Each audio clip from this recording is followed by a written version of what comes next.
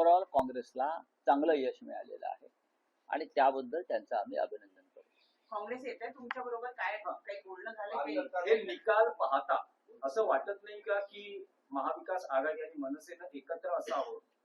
कारण आमची खूप इच्छा आहे की महाविकास आघाडीमध्ये कोणत्याही प्रकारे मतभेद असू नयेत आणि राज ठाकरे यांच्यासह मुंबई महानगरपालिकेत आम्ही लढावं. म्हणजे काँग्रेसला आम्ही आवाहन केलेलं आहे. पण काँग्रेसच्या नेत्यांना मुंबई स्वतंत्रपणे लढायचे, मुंबईच्या बाहेर ते एकत्र यायला तयार आहे, मुंबई सोडून. आता त्यांची काही गणित असतील, पण अमरावती, चंद्रपूर, वर्धा या भागात काँग्रेसला मोठ्या प्रमाणात नगरपालिकात यश मिळालं. पण मुंबईचं राजकारण वेगळं आहे. आम्ही त्यांना वारंवार आवाहन करतो की आपण एकत्र लढलं पाहिजे. जर भारतीय जनता पक्षाचा पराभव करायचा असेल तर आपल्याला एकत्र येणं गरजेचं आहे, मतभेद बाजूला ठेवून. असा आमचा साधारण मुंबईच्या बाहेर अनेक महानगरपालिकांमध्ये किंवा जिल्हा परिषदामध्ये आम्ही समन्वयानं किंवा एकत्र येऊन निवडणुका लढू शकतो. मुद्द्यावर राज ठाकरे उद्धव ठाकरे वरळीच्या डोम थिएटर मध्ये एकत्र आले होते. जे चित्र संपूर्ण महाराष्ट्राने दोन ठाकरे बंधूंना एकत्र येण्याचं बघितलं होतं. त्याच ठिकाणी दोन ठाकरे बंधूंच्या राजकीय युतीची घोषणा केली जाईल उद्या अशी चर्चा आहे. त्यात नाही बघा, ती जागा ठरेल. पण मी मगाशी म्हणाले की दणदणीत पद्धतीनं या युतीची घोषणा, वाजत गाजत, गुलाल उधळत, कारण हा एक मोठा ऐतिहासिक आणि क्रांतिकारक क्षण या महाराष्ट्राच्या जीवनामध्ये आलेला आहे. राऊत साहेब, आज नगरपालिका नगरपंचायत निकालानंतर काही प्रमुख वृत्तपत्रांनी त्यांच्या मथळ्यात म्हटलं आहे की महाराष्ट्रात भाजपच धुरंधर अशा पद्धतीची हेडलाईन्स आहे. बघा, धुरंधर हे पात्र जे आहे, या पात्राविषयी तुम्हाला कल्पना आहे. ते फुगवलेलं पात्र आणि सुजवलेलं पात्र आहे, काल्पनिक पात्र आहे. धुरंधर हे खरं पात्र नाहीये. त्यातलं खरं पात्र कोणतं असेल तर हेमंत ठाकरे हे त्यातलं खरं पात्र आहे. आता भारतीय जनता पक्षाला मुंबईची लॅरी करायची असेल,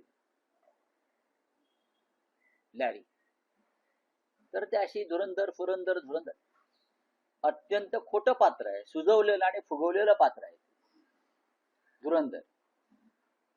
या देशामध्ये धुरंधर कोण, महाराष्ट्रात धुरंधर कोण, हे भाजपा ठरवू शकत नाही, जनता ठरवू.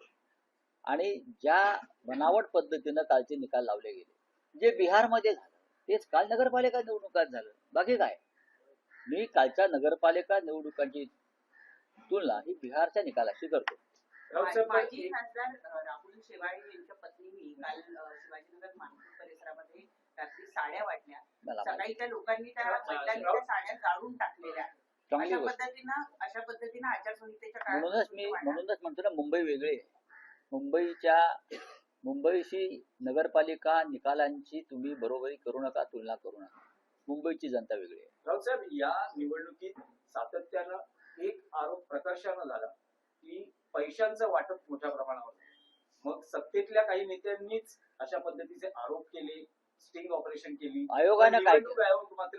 आयोगानं काय केलं?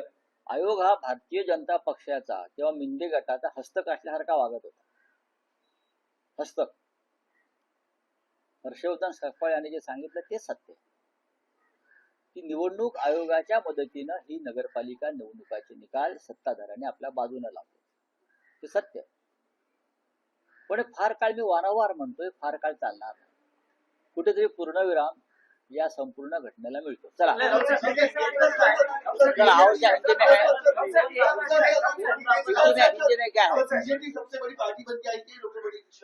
बात ऐसी है, बीजेपी सबसे बड़ी पार्टी कैसे बनकर आती है सबको मालूम है. जो बिहार में हो गया वही महाराष्ट्र के नगर पंचायत चुनाव में हो गया.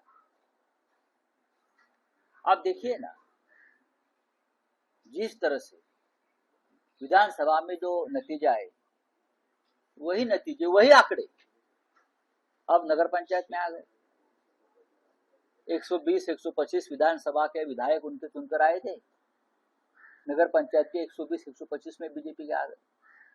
शिंदे के 54 के आसपास विधायक आए थे। इस बार नगर पालिका नगर पंचायत भी 54 आ गई। 40-42 अजित पवार के आए थे, वही आंकड़ा नगर पालिका में आ गया। वही मशीन है, वही सेटिंग और वही फिटिंग है। नई बात कोई ना। अरे आंकड़े तो बदल दो भाई, आंकड़े तो बदल दो। हाँ, ये लोकतंत्र है क्या? पैसा कितना पानी जैसा बहाया, पानी से भी ज्यादा बहाया, तूफान आ गया पैसों का। मैंने कल भी कहा कि जिस नगर पालिका नगर पंचायत का बजट 25 करोड़ है, वहां 200-200 करोड़ जीतने के लिए खर्चा किया। 10-10 करोड़ लोगों में बांट दिए। कहां से आता है पैसा? ये फडणवीस साहब बता सकते हैं? ये पैसा महाराष्ट्र में कहां से आता है? शिंदे के पास, अजित पवार के पास, आपके पास। हाँ, कौन देता है पैसा आपको? हमको तो कोई देता नहीं।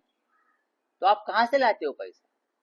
महाराष्ट्र की लूट करके, डकैत करके आपने जगह जगह पर रहमान डकैत रखे हैं पैसा जमा करने के। हाँ, और आप जीतने के बाद रविंद्र चौहान नाच रहे हैं, फोटो देख रहा हूं मैं, नाच रहे।